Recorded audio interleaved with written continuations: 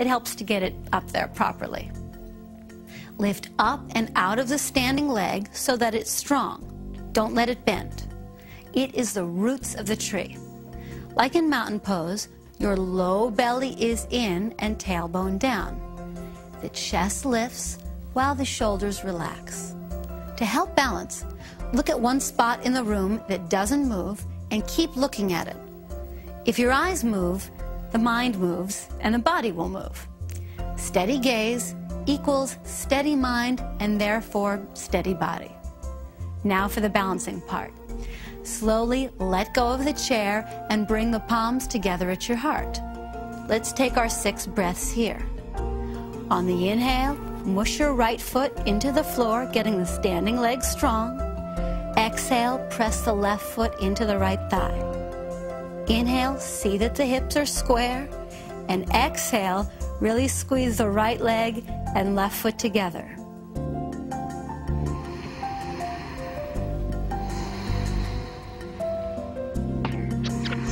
Tree pose may seem simple, but it's a powerful posture to improve balance and promote inner stillness.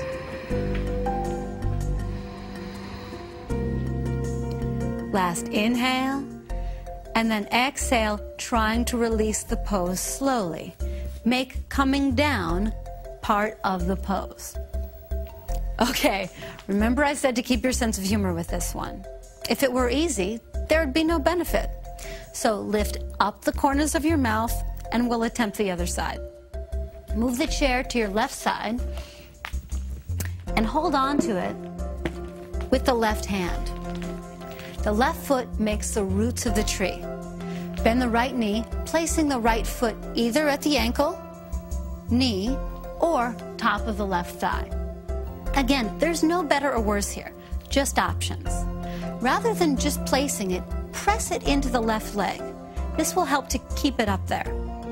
Standing left leg is strong, unwavering, like the trunk of a big redwood tree. Belly in, tailbone down. Set your gaze and let go of the chair, placing the hands together at the heart. To add challenge, take the arms up over your head. With arms absolutely straight, try pressing the palms together. Let's start the breathing. Smooth inhale makes smooth yoga. Steady exhale helps get you grounded. Inhale, exhale.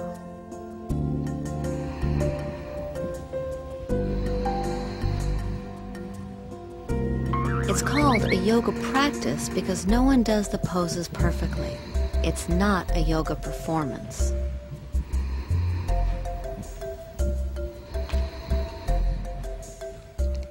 No sudden moves. Inhaling and come down gently on the exhale. Bring the feet back to hips width apart and stand tall in mountain pose. By now, it should be a relief to be back here.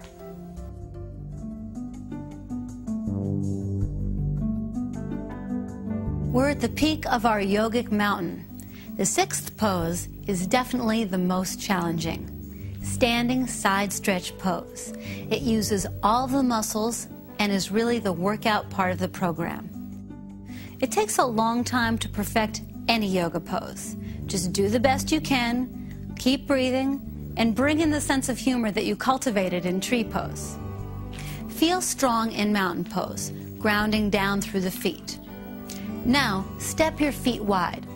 It turns out that wider legs is actually easier and safer. Take your arms out to the sides parallel to the floor. A good way to measure is that the feet should be wide enough so they would line up right under your hands. Turn your right leg out to the right. Look down at it and see that your foot and your knee really are pointing directly to the right. Bend your right knee and stretch your whole body over to the right. Bend the right elbow and place the forearm onto the thigh. Your left arm reaches up and over your head to make one line with the left leg. Check in with the right knee and make sure that it isn't collapsing in. It should be in line with your second and third toe. Now, turn and look up at your top hand. This one is hard to hold for everyone, so let's get started on our 6 breaths. As you inhale, sink the hips down deeper, and as you exhale, use the right forearm to guide the right knee to the right so that it is in line with the toes. Inhale, rotate the chest up to the ceiling, and exhale, really reach through the fingertips of the left hand.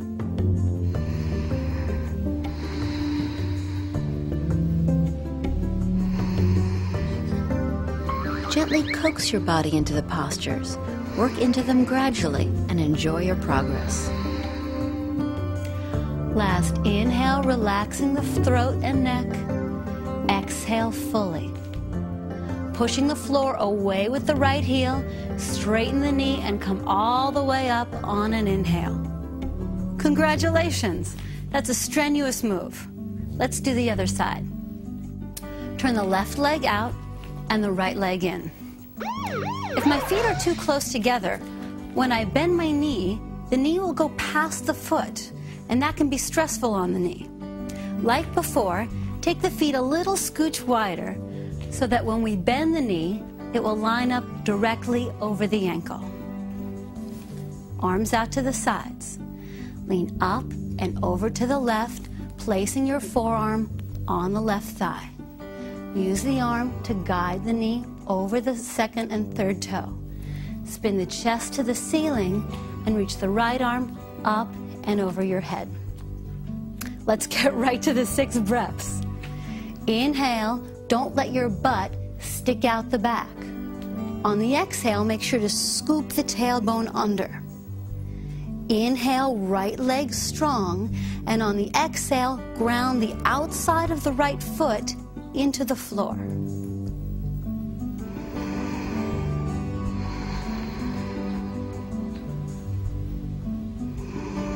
You cannot get in shape with yoga. False. Yoga practiced regularly will tone and firm your entire body.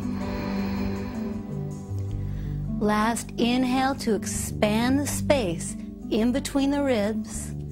Exhale all the way. Press down through the left heel to straighten the knee.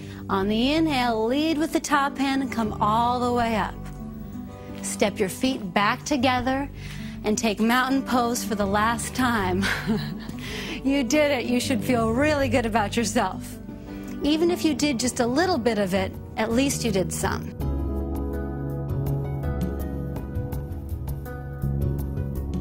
After all that work, it's going to be nice to do what we call an inversion. That means any pose where the heart is above the head. It reverses the flow of gravity, allowing fresh blood to get to the head. Inversions are the real healing part of the practice. The next pose we will be doing is called the downward facing dog pose. I know that's a funny name, but like I said, a lot of yoga poses are named after animals. If you watch a dog get up from a nap, it will do a stretch just like this one. It's going to feel great in the shoulders and hamstrings. A couple of cautions before we start. If you have high blood pressure, glaucoma, or if you're just tight in the shoulders and need a little extra help, I'd like you to grab a chair. I'll be showing you the modification with a chair in a minute. The rest of us are going to be putting our hands on the floor. So let's get started with a forward bend. Place your hands on the hips. Bend the knees. Extend the body forward and place your hands on the floor, shoulders distance apart. As always, the middle fingers are pointing forward with the fingers spread wide. The arms stay absolutely straight at all times. Step your right foot back and then the left foot. Bend your knees a little bit so that you can extend the hips up and away from the floor. Begin to press the heels down. Even if they don't make it, it is the intention that counts. Ultimately, the spine makes one long line between the tip of the tailbone and the top of the head, and the head is relaxed. If the spine will not straighten with the heels down, don't worry about it. Keep the knees bent, extend the spine long, and slowly alternate, pressing each heel towards the floor.